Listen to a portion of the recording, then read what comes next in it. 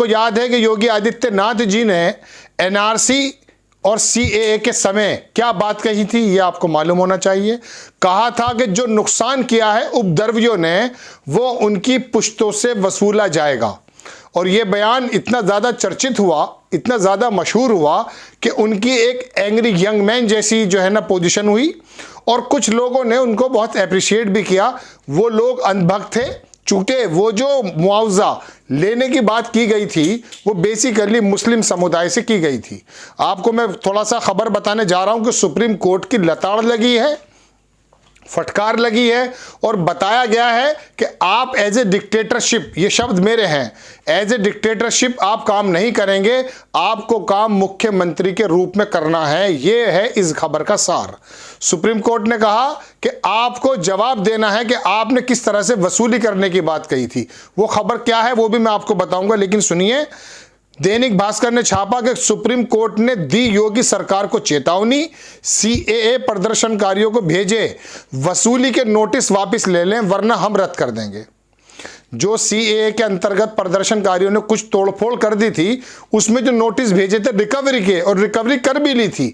मेरठ के उत्तर प्रदेश की अगर मैं बात करूं तो 134 लोगों पर इस तरह के नोटिस आए थे, बुलंदशहर में आए थे और वहां पर उनसे पैसा वसूला गया था। चलिए अब आगे खबर देखिए कि योगी सरकार को सर्वोच्च न्यायालय के सीएए विरोधी दंगों के एक मामले में फटकार लगाई है। सुप्रीम कोर्ट ने तत्काल प्रभाव से सीएए एनआरसी के खिलाफ हुई हिंसा के मामले में वसूली का नोटिस वापस लेने का आदेश दिया है। सुप्रीम कोर्ट ने शुक्रवार को राज्य में जिला प्रशासन द्वारा दिसंबर 2019 में आंदोलन के दौरान सार्वजनिक संपत्तियों को नुकसान की वसूली के लिए कथित सीएए विरोधी प्रदर्शनकारियों को दिए गए जारी किए गए नोटिस पर कार्रवाई करने के लिए यूपी सरकार को फटकार लगाई है। आगे क्या है, 18 फरवरी तक यूपी सरकार को मौका। ये जो फरवरी चल रही है यानी कि 5-7 दिन के बाद तक मौका है। सुप्रीम कोर्ट ने यूपी सरकार को कार्रवाई वापस लेने का आखिरी मौका देते हुए 18 फरवरी को मामले की अगली सुनवाई तय की है। कोर्ट ने कहा कि राज्य की इकाई कोंडगुल्लूर फिल्म सोसाइटी और destruction of public and private properties 2009 में सुप्रीम कोर्ट के फैसले में उल्लंघन में है, जहां कानून की अनुपस्थिति भी, जहां विरोध के कारण संपत्ति का सामूहिक विनाश होता है, वहां हर्जाने और मुआवजे का आकलन करने के लिए दिशा निर्देश जारी किए गए थे। यूपी सरकार ने आरोपियों की संपत्तियों को जब्त करने की कार्रवाई के लिए खुद ही शिकायतकर्ता न्यायकर्ता का काम किया। खुद ही शिकायतकर्ता बनी सरकार और खुद ही बता दिया कि इतने पैसे वसूल कर लिए जाएं।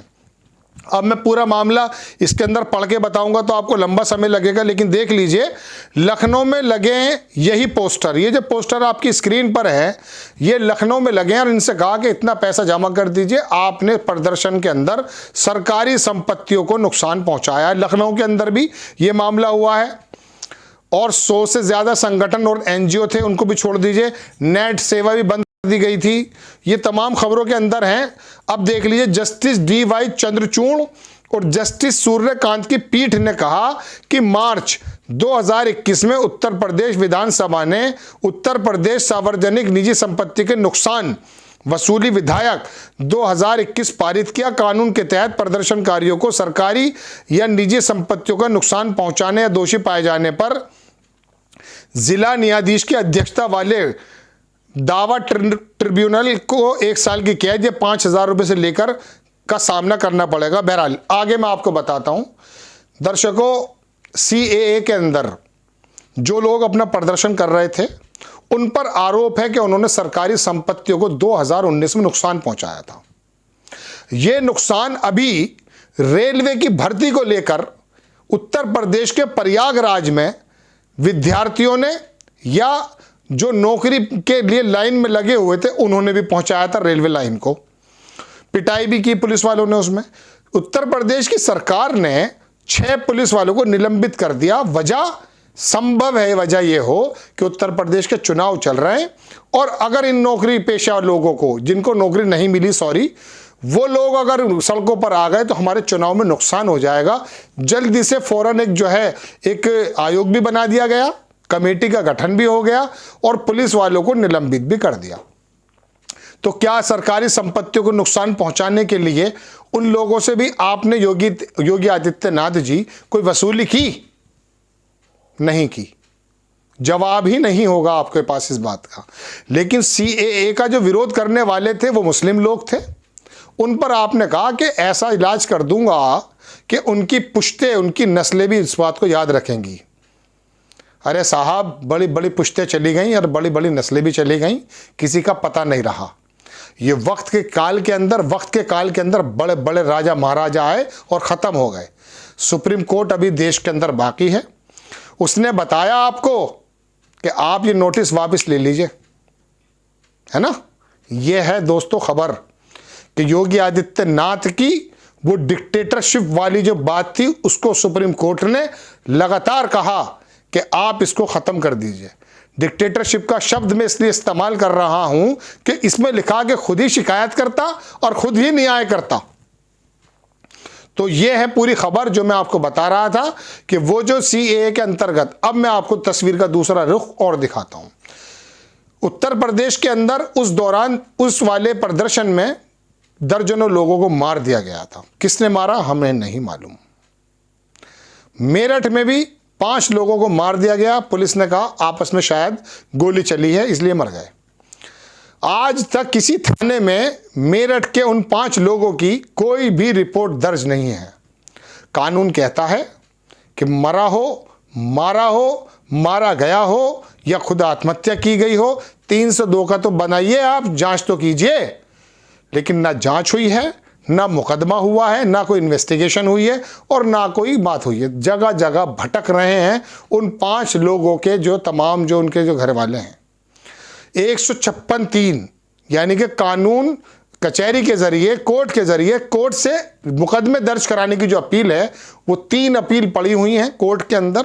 कोई उनके अंदर अभी 2019, 20, 21, 22 3 बरस लगभग होने वाले हैं, किसी की कोई सुनवाई नहीं है। लेकिन सुप्रीम कोर्ट का एक बहुत शानदार फैसला, इसको अप्रिशिएट किया जाना चाहिए। और अप्रिशिएट इसलिए किया जाना चाहिए कि योगी सरकार की हकीकत बताई कि आप बाउंड हैं विद द संविधान। आप ऐसा नहीं है कि आप ही सर्वे सर्वा बन जाएंगे, आप भी को भी बाउंड है, आपको भी अबाइड यानी कि आपको भी अनुसरण करना पड़ेगा कानून की उस किताब का जो बाबा अम्बेडकर लिख कर गए थे। सब कुछ आपके हाथ में नहीं है। कोर्ट भी है, न्यायालय भी हैं और ये अपना काम कर रहे हैं। और वहाँ से लताड़ लगी है, वहाँ से फटकार लगी है और कहा कि ये नोटिसेस वापस ले लीजिए, 18 फरवरी तक आपके पास समय है। अब देखते हैं कि 18 फरवरी तक योगी सरकार क्या इस बारे में कहती है। लेकिन बड़ी खबर कि सुप्रीम कोर्ट की तरफ से योगी सरकार को एक आखिरी मौका और कि 18 फरवरी तक अपने नोटिस वापस ले लें। आप पुश्तों से वसूल करने की ज़रूरत नहीं है। आपको खबर कैसी लगी अपनी राय कमेंट्स बॉक्स में ज़रूर दीजिएगा। चैनल को सब्सक्राइब कीजिएगा, शेयर कीजिएगा। नेक्स्ट टाइम मैं किसी खबर के साथ आता हूं, तब तक के लिए जय हिंद।